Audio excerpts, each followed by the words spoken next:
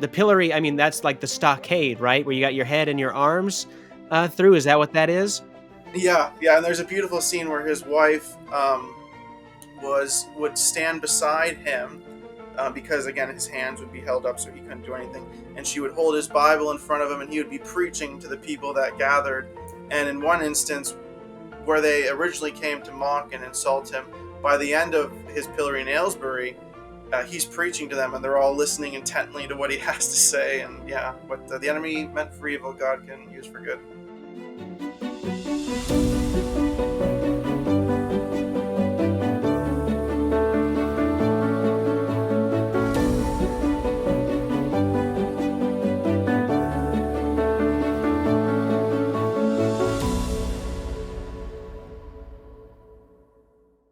Benjamin Keach was a pivotal figure in 17th century Baptist history.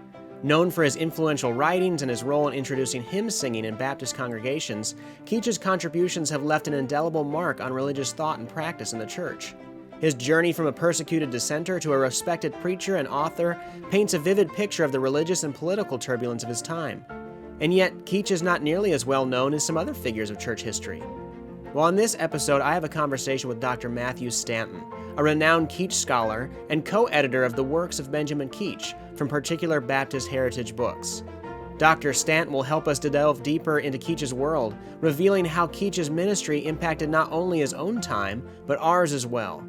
Join us as we discuss this tumultuous time in England's history, how Keach's children's book landed him in the stockade, how he pioneered the introduction of hymns to the worship service, and what he was like as a family man and pastor, and a lot more. When you're done, check out the show notes at reasonabletheology.org/Keach for resources to learn more about the life and works of Benjamin Keach. Now let's jump into the conversation with Dr. Stanton. Well, Dr. Stanton, thanks so much for joining me for the Reasonable Theology podcast. Thanks so much for having me. I really appreciate this time. Well, wonderful. Well, you're the co-editor of a new volume of works on Benjamin Keach from Particular Baptist Heritage Books. This is volume 1 of 16. So obviously this is a very large project, and we're going to spend our conversation here talking about who Benjamin Keach was. So who was Benjamin Keach, and why should we be interested in studying his life and ministry? Oh, okay. Well, to jump right in, I always like to give a quick quick snapshot of Keach's life for your listeners. Keach really was, if Watts, Isaac Watts, who I'm sure everyone is familiar with, if he's the father of English hymnody, as he's been called, then Keach is surely the grandfather, surely the one that got that ball rolling. And even in his relations with Watts, we can see there's some borrowing there, and Keach setting the ground floor. But Keach himself was a generation removed from Watts, so he was born in 1640, a son of the Church of England. So his parents had him baptized in the Church of England as an infant. He grew up as a tailor in his teen years. Kids worked from a very young age in the 1600s. And so he took on a trades job as a tailor. He was drawn into a dissenting congregation, which meant that he was baptized, a believer's baptism by immersion. At the time he was 15, by John Russell, who was a minister there. It was an Arminian General Baptist church in Buckinghamshire. And he was set apart fairly early on as a teacher of the word. He began preaching in Winslow by age 18. And then after a number of instances and some persecution he faced, him and his family, they moved down to London. He became minister at Horsley Down. He was there for 36 years, served faithfully as a minister there, representing that church at the General Assembly. 1689 endorsed and signed the Confession of Faith, which the majority of Baptists hold to still, even now, both in Britain and in North America. He wrote near 50 works, some of them being full-length books, novel lengths. One of them's 1,000,000 words long, which was quite substantial, and in that day would have costed a year's salary for the average lay person, because it was such a massive work. Then he wrote tracts and primers and poems, pamphlets, hymn books, prefaces to other works. Quite a well-known writer in his own right. And then ultimately, by the time he passed in 1704, he had become a leader within this emerging denomination of the English Baptists. Wow. And listeners might be most familiar with Keach when we mention, Keach's Catechism. That's something that maybe is a touch point that people have with Benjamin Keach and have come across maybe a little bit more frequently than some of his other works. And also that he pastored the church that would eventually be pastored by Charles Spurgeon. So if someone knows the name Benjamin Keach but doesn't know a whole lot about him, more than likely it's probably coming from one of those two things there. Yeah. But he was what's known as a particular Baptist, and this is being put out by Particular Baptist Heritage Books. So, what is a particular Baptist as opposed to a general Baptist? Could you give some definitions there? Yeah, absolutely. There were essentially two streams of Baptists in the 17th century, the General Baptists and the Particular Baptists.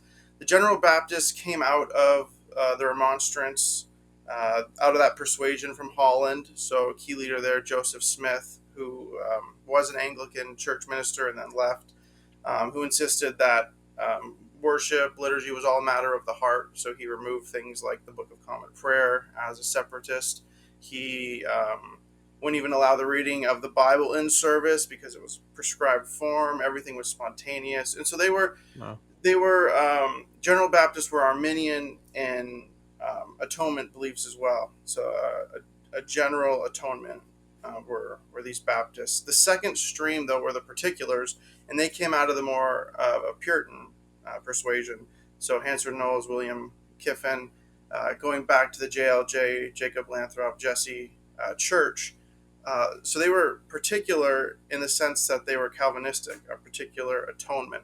So the easiest way to remember is regarding their soteriology, how they believe the atonement effectuated itself, whether it was general for the entire world or where it was particularly towards the elect.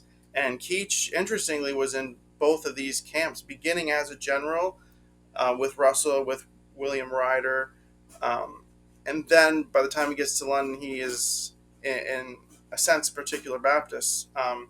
I like to call Keach a particular generalist because he was a particular Baptist through and through, no question about that. But he had a couple of general Baptistic traditions he held on to, such as the laying on of hands that he would still maintain was an ordinance of a church, which was rare amongst the particulars, particularly in the 80s and 90s, but very common amongst the generals. And Keach would even write in his the Ordinance of Faith, Articles of Faith, I believe, 1697. It's a little catechism book which was essentially an abridged version of the 1689, and in it he added two things: hymn singing, which I'm sure we'll talk about, and then he added this laying on of hands, looking at the Pauline practice and teaching from Acts 19, 1 Timothy 5, and then Jesus' practice as well, Mark 10, Luke 4, children come to me.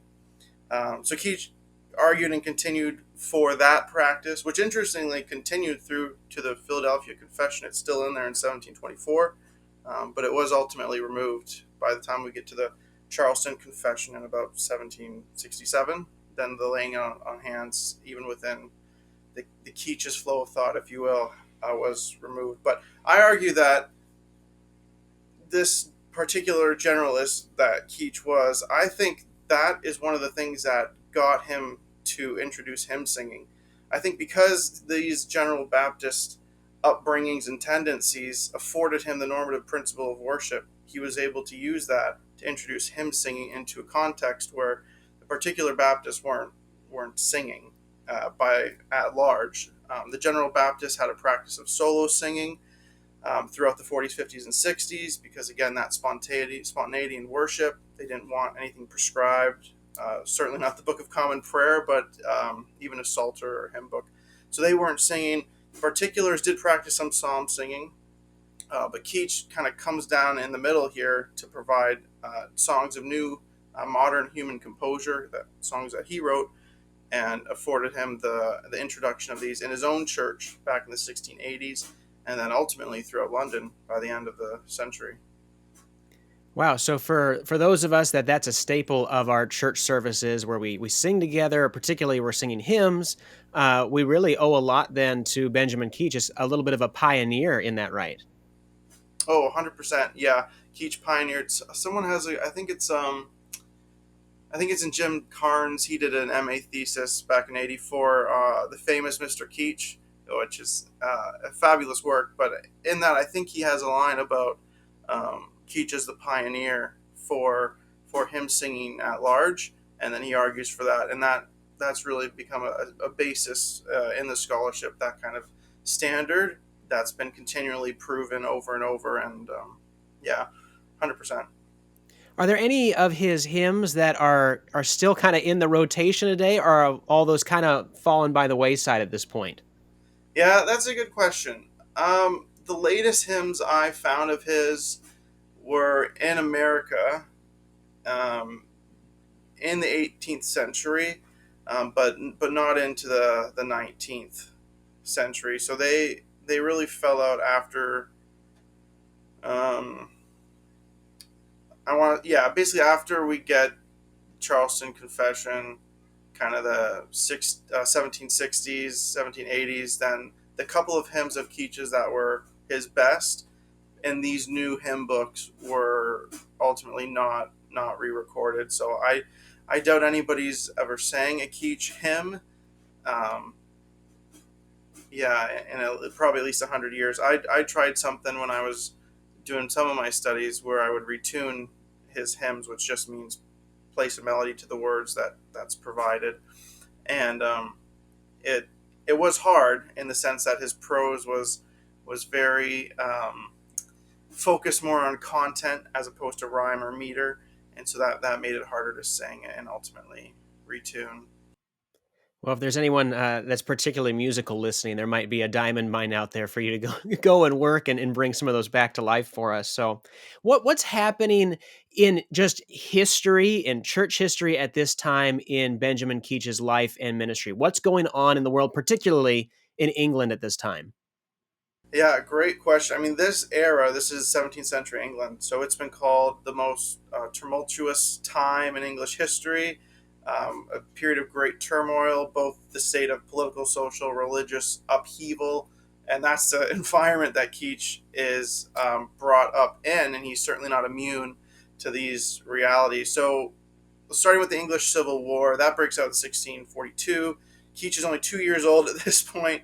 The royalists, the parliamentarians, are fighting ultimately until 1651, trying to figure out a balanced approach to the monarchy and the parliamentarian system, which kind of 1646, when Charles II is taken into custody, is the first um, era in which Parliament is fully functioning, and you get men like Oliver Cromwell begin to arise. They take the scene, and all the way until the establishment of the Commonwealth in England. So Charles II is then crowned king in Scotland in 1650, and he agrees in part to this kind of Presbyterian church in England and Scotland.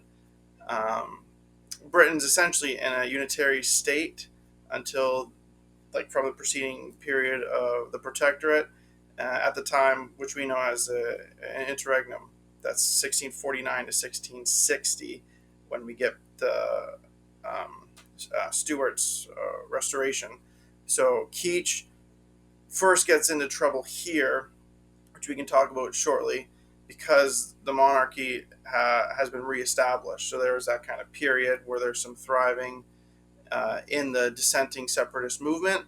Um, but once we get 1660 and the monarchy reestablished, then the hammer comes down and Keach gets in trouble, essentially as did many ministers in England. Yes, particularly those of, Keach's tribe, the dissenters and what have you. So before we get into that, there's a lot of important vocabulary when looking at this period of church history and the life of Benjamin Keach. So I was wondering if I can just fire off, a handful of words for you and you give us a quick definition of those. One of those being dissenters. You mentioned it once already, but what is a dissenter? Yeah, dissenters were English separatists.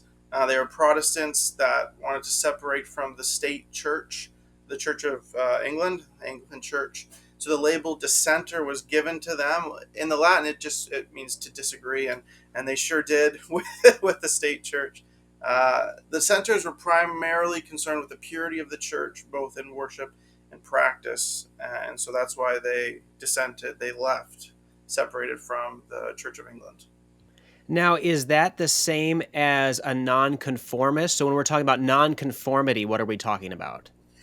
Yeah, nonconformity is a more specific term, in the sense that these were clergymen who didn't comply with the imposition of the Act of Uniformity, and therefore they were required to use the Book of Common Prayer following the Church of England. And if they didn't, those were nonconformists. So Keach, he was never ejected from the church.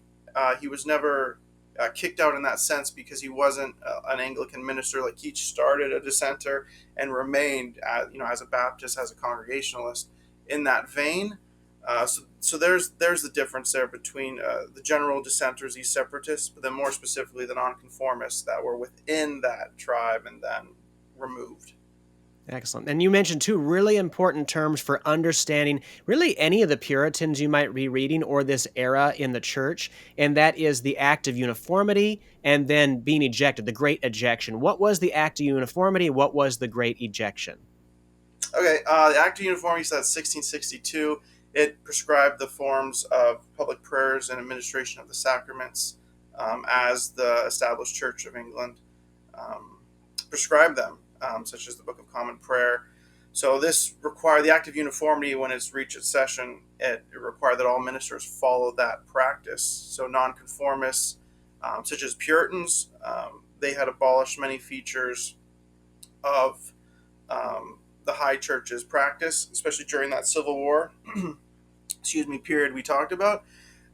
And so because they were not with following that Act of Uniformity, that led to the Great Ejection, which, again, 1662, over 2,000, more likely 3,000 to 5,000, I would imagine, clergymen were ejected. They were removed from their posts. And it actually it's more than just a single event, because it led to a series of acts that were brought up further, coming down on these nonconformists, like the Clarendon Code in 1661, which stated that ministers had to abide by the Anglican High Church Communion, Conventicle Act, so they couldn't meet with more than 5 people in a household, really to eliminate all types of meeting places. The 5 Mile Act, where a minister couldn't go back within 5 miles of where they were living and teach there. All these acts came in to kind of bring down the dissenting movement, to give appropriate pushback to them, so that the Church of England could be reestablished as a state church. And that occurred all the way up until we get to the Act of Toleration, 1689, at which point Parliament then grants freedom to these nonconformists, these dissenting Protestants, such as Baptists, such as Congregationalists, as part of the Glorious Revolution, where James II was overthrown. We get William of Orange, who was a Dutchman, and Mary, the daughter. They come and they take over as the new monarchs. And at that point, we get a relief from this monarchist imposition over the dissenters. Yeah, in all of that, you just hear how tumultuous these times were for England, for the church, and for Benjamin Keach just as an individual, as a minister. And he gets in hot water too. And one of the things that you have here in Volume 1 is his children's primer. And this children's primer gets Keach in a lot of trouble. What is so controversial what is a children's primer, and what was so controversial about it? Okay, so this is 1660. Once every minister, every clergyman is required to abide by the Book of Common Prayer. This book is deemed a schismatic book, meaning it goes against that teaching. It was against, specifically in Keach's trial, it was specifically against his mode of baptism, talking about these children being baptized when obviously they're not infants anymore. These are older kids. So in general, the primer is an instruction book for children that was used throughout the early modern England. And Keach, surprisingly, was very invested in remarkable ways into the education of children. Back at this time, obviously, Sunday school didn't exist in the way we're thinking, where you take the kids out and all that kind of stuff. But as a precursor to that, he did teach the kids, and he used these primers in order to teach them. And he wrote a number of them. Now, you mentioned the first volume. In that volume, my co-editor Ian and myself included the transcript of the trial rather than the work itself, because the work itself was destroyed. All the copies were brought up and burnt as part of the punishment for what he had done. But we do have the majority of what it was, because Keach would later, in the 1690s, I think 96 or 97, he later recreates in Instructions for Children, he recreates a lot of that same material. So we understand what he was saying and what he talked about. But in this instance, we don't actually have any, because it was in October. He was put on trial. The Chief Justice at the time would have been Robert Hyde. Sentenced Keach to 2 weeks imprisonment. He fined him £20. He left him 2 days in the pillory, both in Aylesbury and Winslow, Keach's home. And this ultimately was the persecution that I mentioned earlier that led Keach to London, that he would leave this context. In part, one of the reasons that would lead him down to London was because this book, which contradicted what the approved teaching, sanctioned teaching of the church, got him in so much trouble, and he ultimately faced punishments for that. Wow. Yeah. So it's a really interesting read to see that transcript of the trial and just the penalties that he faced with that. The pillory, I mean, that's like the stockade, right? Where you got your head and your arms through. That's Is that right. what that is? Yeah, He's yeah. kind of There's a subject to beautiful. open mocking from the populace. Yeah, yeah. And there's a beautiful scene where his wife would stand beside him, because again his hands would be held up so he couldn't do anything, and she would hold his Bible in front of him, and he would be preaching to the people that gathered.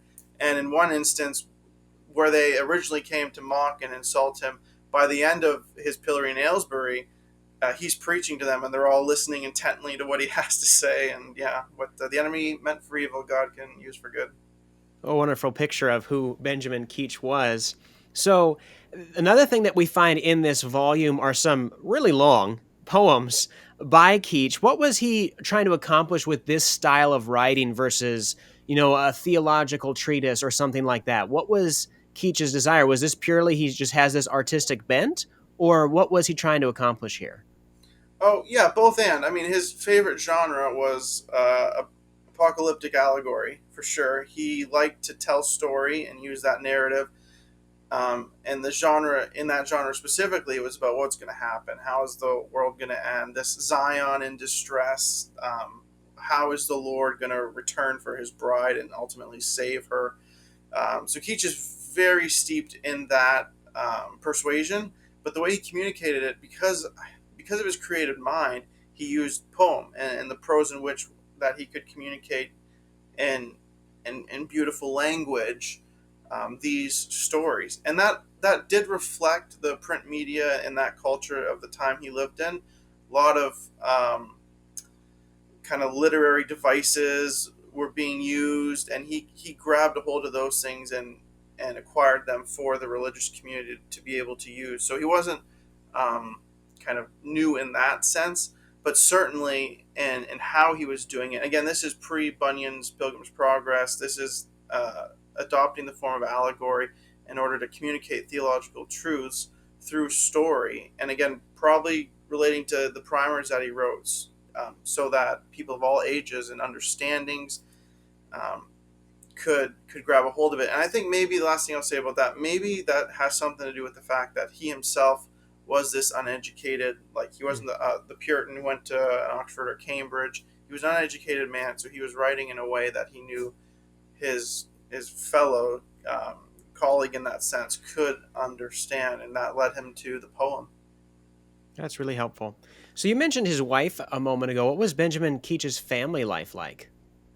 Yeah, so he was married in 1660 to Jane Grove in Winslow. Together they had four daughters and a son. And then Jane died when she was 30 in October of 1670. Keach then remarries in 1672. A godly woman, Susanna Partridge. She was from Rickmansworth. And then they had five daughters together. And it was it was a godly family that he raised. I always like to say Keach presents a great balance between a pastor like ministry and at home. Um, Keach's son would become a minister himself, both in the America and then back in England when he would return. Keach's daughter, one of his daughter's husbands, took over for him as his successor at Horsley Down as the pastor there. And so he raised him in the environment of, this isn't something I do.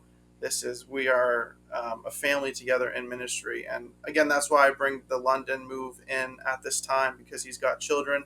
And even that fast remarriage of 1670 to 1672, I mean, he already has these kids. And so when he finds his helpmate in Susanna, it is a meaningful marriage in which they minister together. And Susanna outlives him by 20-ish years. And she continues to support the ministry of the church where he pastored. And what was he like as a pastor? What would that have looked like if you were in Benjamin Keach's church? Okay. Two things. I would say, one, he was engaged in the community. He certainly didn't seek to exist himself in a bubble. Baptists have always existed in association. So he was in regular fellowship and communication with his fellow ministers, but also within the community at large. Baptists have always been involved in the community, and even to give a specific example, even politics. I mean, during the English Civil Wars, Baptists fought with the parliamentarian army. They ran for positions of power. The mayor of London was a Baptist. Surrounding areas, they were Baptists in the 1680s and 90s. So there was this engagement in what was going on, and Keach certainly propagated that in his life and how he began to minister to the greater London area as the pastor of this local flock. But so he engaged with the community, but he also engaged with his flock in very meaningful ways. He has a pastor's heart. I like to call him a minister, a theologian, and a controversialist, because the minister, he was a pastor first. Theologian, because obviously he was thinking through, processing through, and writing many works.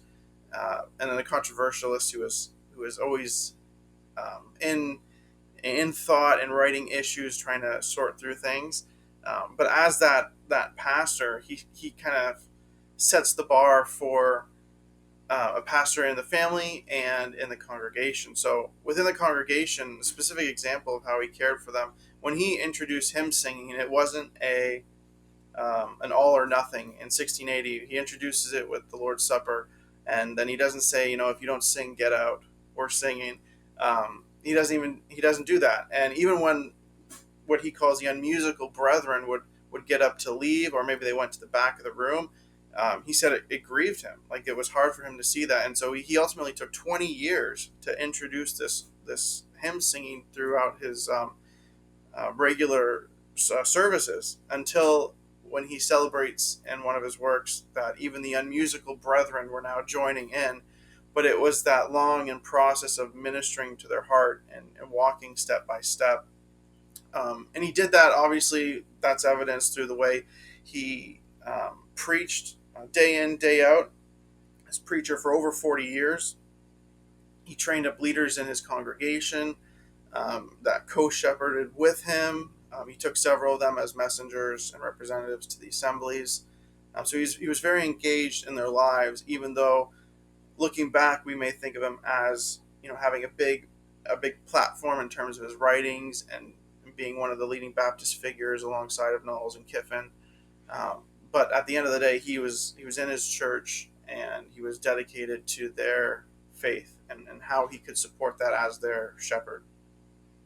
Yeah, can you even just kind of hearing that description of what he was like as a husband, as a father, as a pastor, you really do hear how he was not just a precursor to Spurgeon chronologically and then in the pastorate of that church, but you see a lot of what Spurgeon found appealing in Keach, and he obviously looked up to him and benefited a lot from his works and his ministry, and you kind of hear a lot of that same aspect from what you're saying about Benjamin Keach, as you see later in men like Spurgeon.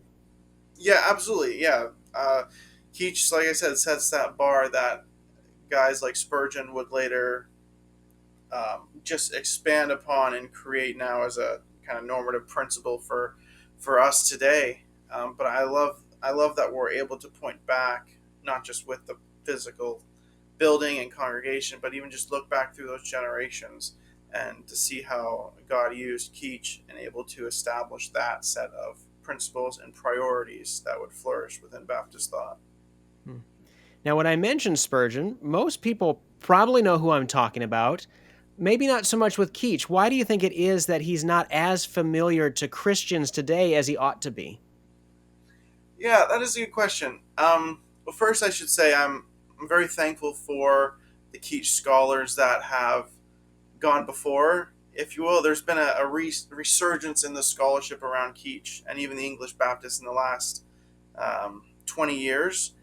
Guys like Austin Walker, who wrote a full-length novel bio of Keach.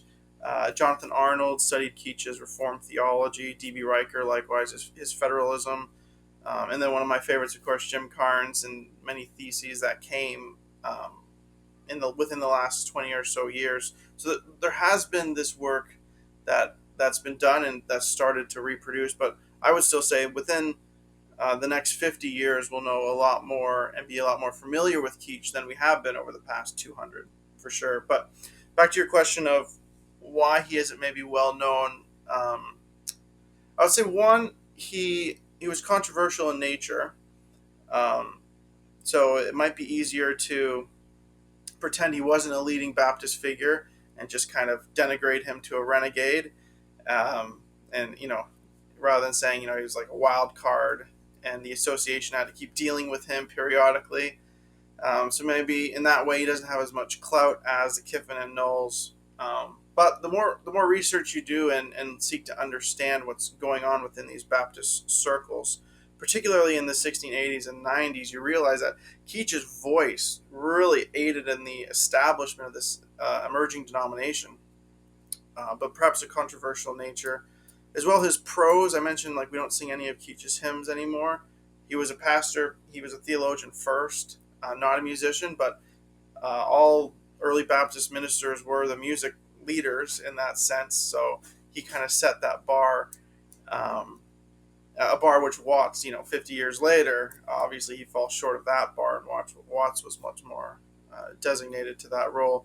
But Keach having to do both and essentially provide the songbooks for these Baptist churches in the 1690s, he does an incredible job providing, reprinting, and republishing, sharing these works as well.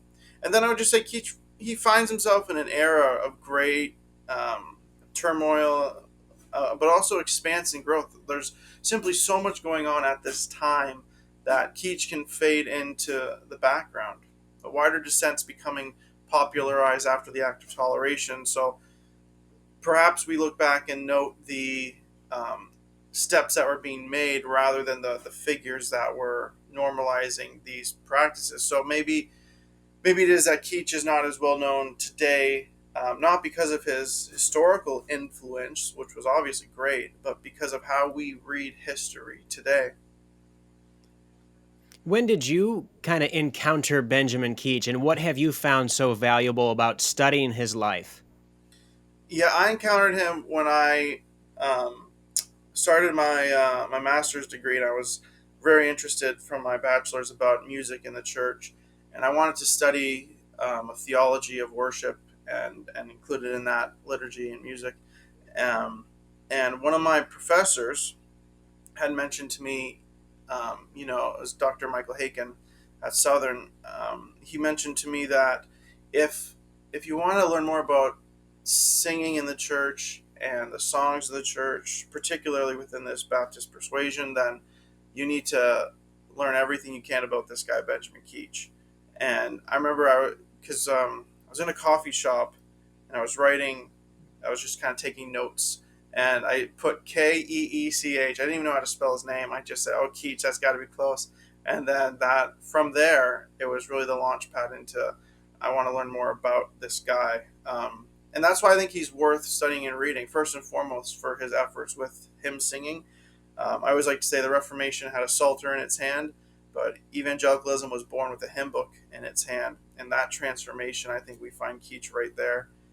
Also the treasure trove that he left us, just all these writings. You look at like Kiffin and Knowles, they each had 10 or so works. Keach has 50, this huge corpus that he left. His influence in the print media as well was just astounding. Interestingly, Keach's allegory, Travels of True Godliness, about the main character, true godliness and his walk of salvation, that volume sold more copies and went through more editions than even Bunyan's Pilgrim Progress throughout the 1670s. Like, he was widely read and had great influence. And we've missed some of that in later years, so I think we can recapture that. And then I think he just has lots that he can teach us as ministers, being faithful over the long term and how he served, and even lay workers, how we need to work hard to ascertain biblical truths and be disciplined in that regard. He dealt with a lot of disputes with his fellow brothers, but he taught us that tone and tenacity are both of the utmost importance. Tone, that we say everything in love, and that we don't let disputes arise and ultimately lead to splitting and divisions.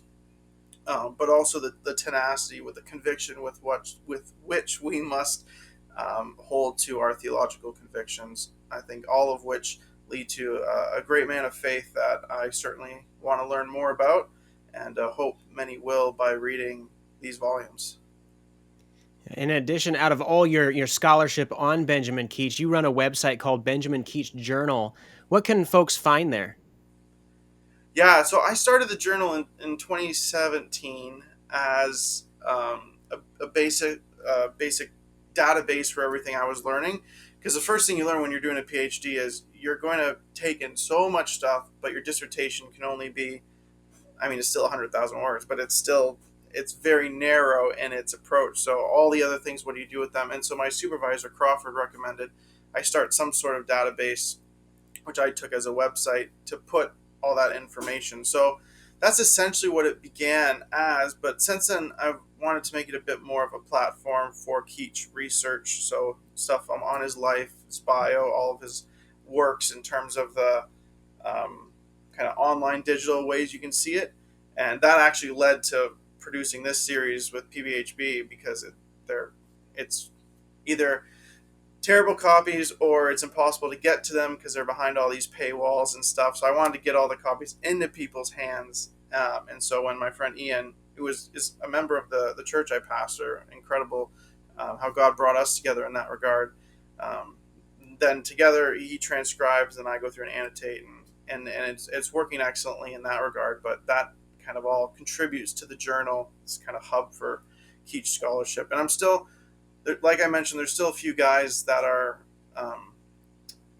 very well versed in Keach's life and thought, and so I'm still working with them to produce content to aid the website and even the series that's coming out, so that together we can provide this voice and this influence for Keach. Yeah, it's wonderful. And as we mentioned at the outset, this series from Particular Baptist Heritage Books, this is the first of a 16-volume series. What do you have in store for later volumes? Yeah, that is a good question. So it's everything he wrote. That's the short of it. Whatever he wrote, it's in there. And it's mapped out at the very beginning when you open it up. A couple pages in, all 16 volumes are laid out. But it's his tracts, his primers, his poems, his treatises, pamphlets, sermons, letters, hymn books that he produced. So there you go for the musicians. We'll reproduce his hymns so you can have those right in front of you. And even the prefaces he wrote to other works. We're a couple volumes ahead, obviously, as we release these. So we're down the road already looking at volume 5. But as we're going through these, there's some smaller works that you wouldn't even think was noteworthy. But as we've been going through them and reproducing them, you realize that they carry little nuggets of gold too. So we just want to get everything into it. And if volume 1 is any indication, including the transcript of his trial, he didn't write that obviously, but we just want to get everything that either he wrote or that was impacting to his life directly into these series. So you're going to see all those things coming out over the next, I'm going to say 4 to 5 years, but who knows how the Lord will direct that.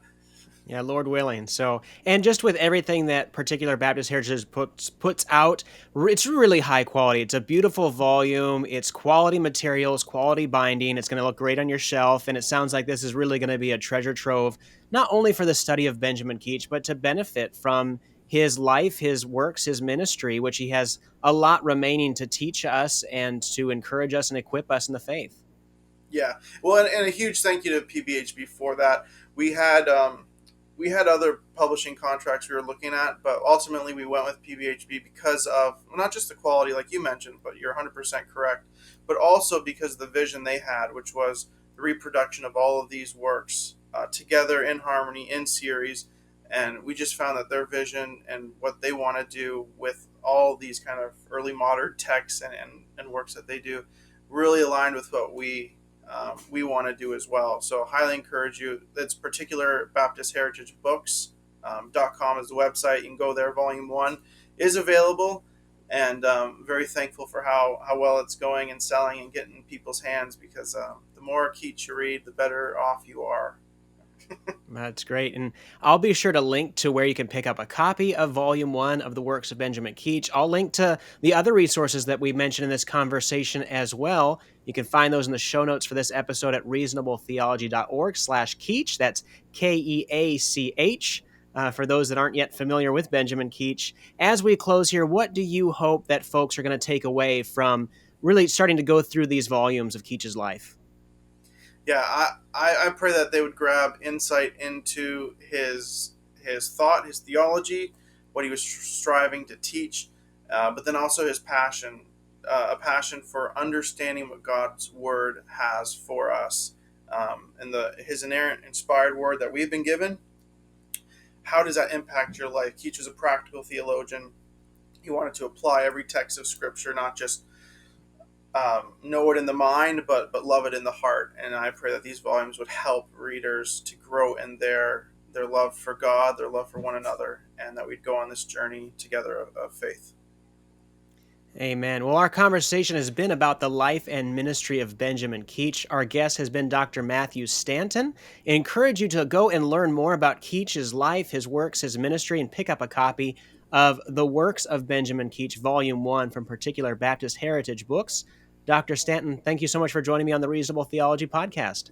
Well, thank you, Clay. I appreciate that very much.